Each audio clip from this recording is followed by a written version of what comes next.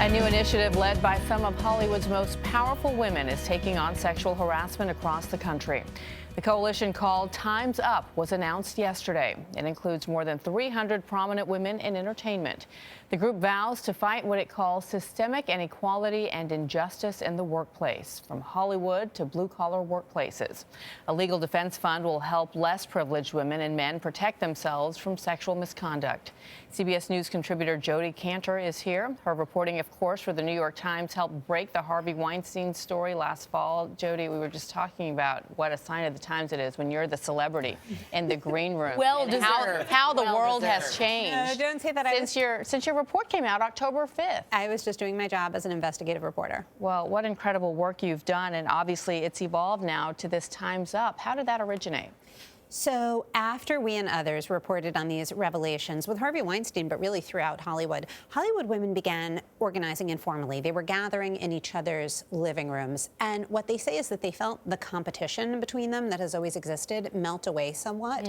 And they shared these deep personal stories, some of which have not been told publicly. And they found so many common strands. And they decided that together they wanted to use this window to actually change the business that they feel in many ways has kind of betrayed them. And this group doesn't just impact and focus on Hollywood, as we mentioned. These are women and men in various fields, in various different ethnicities and various income brackets. Probably the most interesting and ambitious part of this effort is that these top Hollywood women are trying to reach across the economic divide and say, we have a common experience with low-paid women, and we're going to devote some of our resources and our privilege to helping you as well. Which is where part of the Ford story came in, and we were talking about the economic climate, and you mentioned the Legal Defense Fund as well. I mean, that's part of this, is helping folks who wouldn't ordinarily be able to protect themselves. Right. Part of the goal of these wealthy women in Hollywood is to provide funds for lower-paid women to protect themselves from harassment by using legal resources that are really expensive. It can be really expensive to come forward about sexual harassment in various ways, and so they're hoping to provide some sort of security and resources for doing that. Jodi, they want to change the landscape broadly. Yeah. One piece of that that's pretty ambitious is changing the boardrooms, leadership. Do you think that this initiative can push more women into leadership roles? Well, reconfigure that power balance? The first question is in Hollywood. The role of agencies in Hollywood has been problematic in this whole discussion because, as we reported, agencies often knew about Harvey Weinstein and would send the women into the hotel rooms anyway, and these were their clients they're supposed to be protecting. So agencies in some ways are on the defensive right now.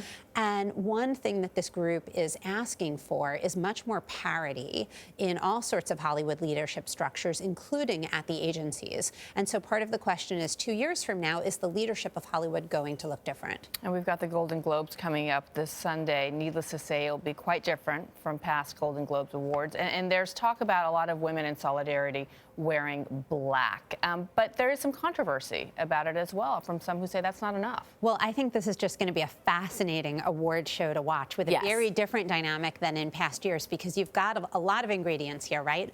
This is the first time that Hollywood has really convened publicly since the Weinstein and the other revelations. You've got the red carpet, which is pretty retro from a gender point of view. Women are paraded down the red carpet. They're expected to look beautiful, to smile, usually not to say much, et cetera, et cetera.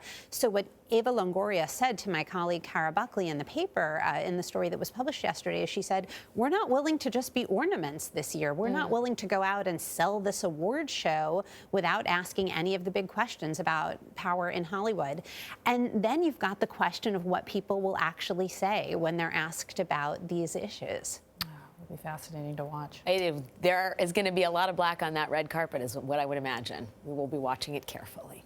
Jodi Kantor, thank you very much. Thank you.